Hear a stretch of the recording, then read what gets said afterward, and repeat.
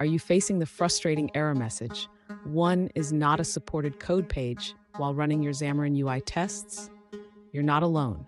Today, we're going to tackle this issue head on and get your tests running smoothly.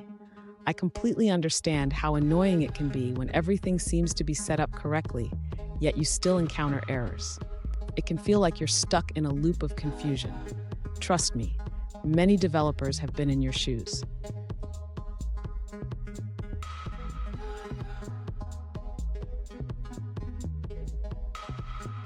Let's dive into the specifics of your situation. You mentioned that you're working on a Xamarin Forms project, building and testing on Android devices using Visual Studio Community 2017. You've tried both your own project and the example project from Microsoft, but you're still facing that pesky error. Sound familiar? Let's find a solution together. So, what does this error mean?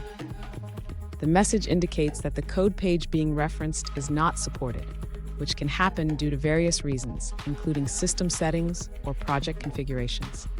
We'll explore the possible causes and solutions step by step. And stick around. I have a crucial tip at the end that could save you from reinstalling Visual Studio or Windows altogether. To address the issue with the unsupported code page, the user should first check the system's regional and language settings. This can help ensure that the correct code page is being used. Next, the user should verify the encoding settings in their project. This can be done by checking the project properties in Visual Studio. After that, the user should consider updating the .NET framework. Sometimes, an outdated framework can lead to compatibility issues. If the problem persists, the user may want to try reinstalling the Xamarin tools. This can help resolve any corrupted files that might be causing the issue. Finally, if none of these steps work, the user might consider reinstalling Visual Studio or even Windows as a last resort. This can help reset any problematic configurations. Fun fact, did you know that the first computer bug was actually a moth? It was found in a Harvard Mark II computer in 1947. Just like that bug, we can debug our code and get things running smoothly again. Now let's look at the answers provided by other users. An alternative solution from another user suggests that changing the default Windows language to English, United States, resolved their similar issue. Let's move forward and look at another answer.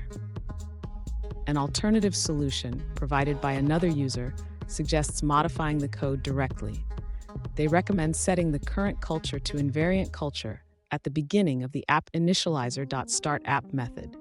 This way, you won't need to change any Windows settings to run your tests successfully. Here's the tip I promised.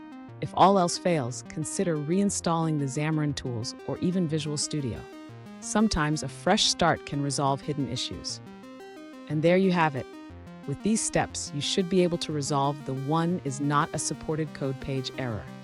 Remember, troubleshooting can be tricky, but with persistence, you can overcome it.